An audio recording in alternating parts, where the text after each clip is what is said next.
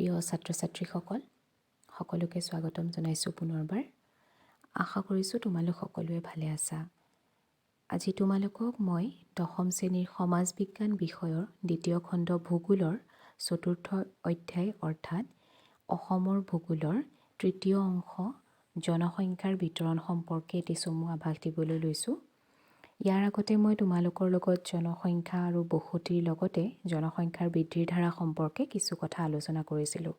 গতিকে পূৰ্বৰ অংশ দুটাৰ লগত সংগতি ৰাখি এতিয়া মই তোমালোকক জনসংখ্যাৰ বিতৰণৰ বিষয়ে কিছু কথা জনাবলৈ লৈছোঁ। জনসংখ্যা বৃদ্ধিৰ লগত আন এটা মন কৰিবলগীয়া বিষয় হৈছে জনসংখ্যাৰ বিতৰণ।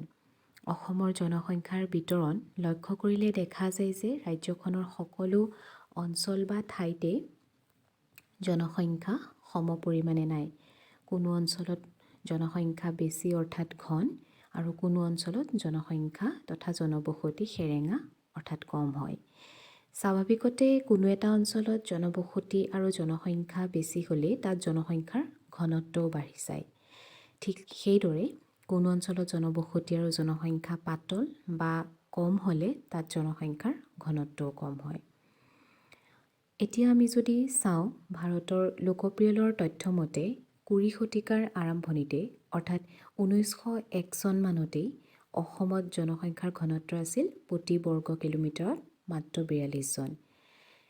জনসংখ্যাৰ ঘনত্বই প্ৰতি বৰ্গ কিলোমিটাৰত কিমান মানুহ আছে সেইটোৰ হিচাপ নিৰূপণ কৰে। গতিকে 1901 চনত আছিল প্ৰতি বৰ্গ কিলোমিটাৰত কেৱল মাত্ৰ 42 জন।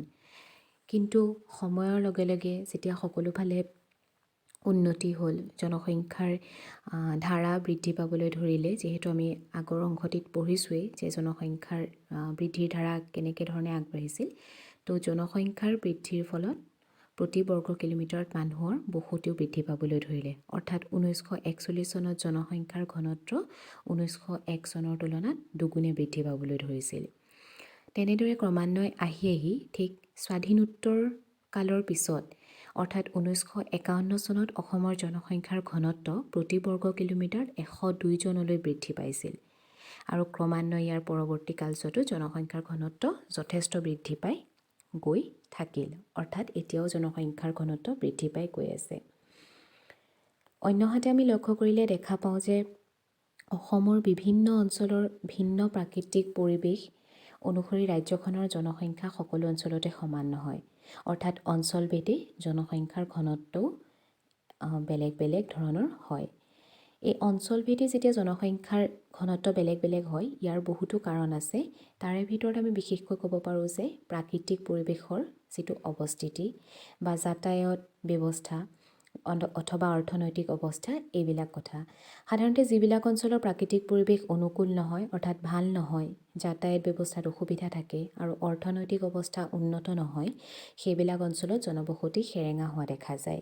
কিয়নো সেই অঞ্চলবোৰত মানুহে সুবিধাখিনি নাপায় কাৰণে বেলেগ অঞ্চললৈ গুচি যায়। ইয়াৰ বিপৰীতে অনুকূল প্ৰাকৃতিক পৰিৱেশ অৰ্থাৎ ভাল প্ৰকৃতিয়ে যিখিনি প্ৰাকৃতিক সুবিধা পোৱা যায় আৰু অৰ্থনৈতিক অৱস্থা বিৰাজ কৰে তথা যাতায়াত ব্যৱস্থা সুচল হয়, তেনেবোৰ অঞ্চলত জনবসতি ঘন হোৱা দেখিবলৈ পোৱা যায়। তো ব্ৰহ্মপুত্ৰ উপত্যকাৰ সমতল ভূমি আমি সকলোৱে জানো যে সাৰুৱা হয়, কৃষিকাৰ্য সুচল, যাতায়াত ব্যৱস্থা যথেষ্ট উন্নতি আছে আৰু অৰ্থনৈতিকভাৱেও যথেষ্টখিনি আগবঢ়া। গতিকে সেই অঞ্চলত জনবসতি ঘন দেখিবলৈ পোৱা যায়। আৰু ব্ৰহ্মপুত্ৰ উপত্যকাত অসমৰ মুঠ জনসংখ্যাৰ প্ৰায় 85% লোকে বসবাস কৰি আছে। অন্যহাতে আমি চাবলৈ গ'লে ব্ৰহ্মপুত্ৰ উপত্যকাৰ উজনি, মধ্য আৰু নামনি অঞ্চলত যি জনসংখ্যাৰ ঘনত্বৰ তাৰতম্য দেখিবলৈ পোৱা যায়, সেয়াও উল্লেখযোগ্য। উজনি অঞ্চলতকৈ মধ্য অঞ্চলত আৰু মধ্য অঞ্চলতকৈ নামনি অঞ্চলত জনসংখ্যাৰ ঘনত্ব বেছি হয়।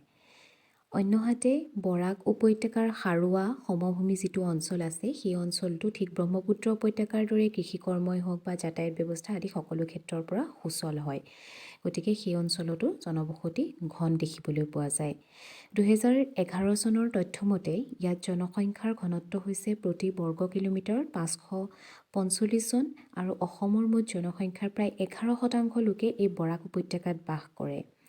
ইয়াৰ বিপৰীতে ব্ৰহ্মপুত্ৰ আৰু বৰাক উপত্যকাৰ মাজত অৱস্থিত কাৰ্বি আংলং আৰু ডিমা হাছাও পাৰ্বত্য জিলা দুখনক সামৰি লোৱা পাৰ্বত্য অঞ্চলটোৰ প্ৰতিকূল ভূ-প্ৰাকৃতিক অৱস্থাৰ কাৰণে অৰ্থাৎ ইয়াৰ যিটো প্ৰাকৃতিক পৰিৱেশ এই অঞ্চলখিনিৰ সেইখিনি মানুহৰ যিখিনি মানুহে কাম কৰে দৈনিক কাম সেইখিনিৰ কাৰণে অনুকূল নহয় অৰ্থাৎ ভাল নহয়। সেয়েহে প্ৰতিকূল ভূ-প্ৰাকৃতিক অৱস্থা হোৱাৰ কাৰণে তাত জনবসতি পাতল হয় আৰু জনসংখ্যাও কম। এই পাৰ্বত্য অঞ্চলটোত অসমৰ মুঠ জনসংখ্যাৰ মাত্ৰ ৩.৭৫% লোকেহে বাস কৰে। ইয়াত জনসংখ্যাৰ ঘনত্ব অসমৰ আনকেইটা অঞ্চলৰ তুলনাত নিচেই কম হয়। লোকপিয়ল 2001 চনৰ তথ্যমতে পাৰ্বত্য অঞ্চলটোত জনসংখ্যাৰ ঘনত্ব আছিল প্ৰতি বৰ্গ কিলোমিটাৰত মাত্ৰ 58 জন আৰু 2011 চনত সামান্যভাৱে 68 জনলৈ বৃদ্ধি পাইছে।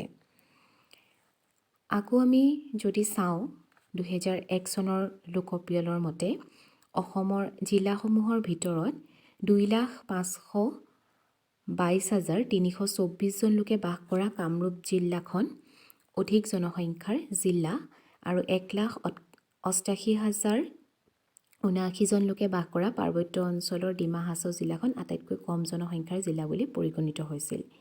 কিন্তু 2001 চনৰ তথ্যমতে 2,823,768 জনসংখ্যাৰে নগাঁও জিলাখন অসমৰ ভিতৰত অধিক জনসংখ্যাৰ জিলা হিচাপে আৰু 2,14,102 জনসংখ্যাৰে ডিমা হাছাও জিলাখন আটাইতকৈ কম জনসংখ্যাৰ জিলা হিচাপে স্বীকৃতপ্ৰাপ্ত হৈছে। অন্যহাতে ঘনত্বৰ ফালৰ পৰা যদি আমি চাবলৈ যাওঁ তেতিয়াহ'লে 2011 চনৰ তথ্যমতে অসমৰ ভিতৰতে কামৰূপ জিলাখন সবাতোকৈ ঘন জনবসতিপূৰ্ণ জিলা বুলি বিবেচিত হৈছে, কিয়নো জনসংখ্যাৰ ঘনত্ব হৈছে ইয়াতে প্ৰতি বৰ্গ কিলোমিটাৰ 210 জন। অন্যহাতে ইয়াৰ বিপৰীতে প্ৰতি বৰ্গ কিলোমিটাৰত মাত্ৰ 44 জন লোকে বাস কৰা ডিমা হাছাও পাৰ্বত্য জিলাখন আটাইতকৈ সেৰেঙা বসতিৰ জিলা হিচাপে চিহ্নিত হৈছে। ছাত্ৰ ছাত্ৰীসকল, আশা কৰিছোঁ আজিৰ এই আলোচনাখিনিৰ পৰা তোমালোক কিছু পৰিমাণে হ'লেও উপকৃত হ'বা আৰু এটি অংশলৈ মই তোমালোকক অতি সোনকালে আৰু এক বুজাই দিম।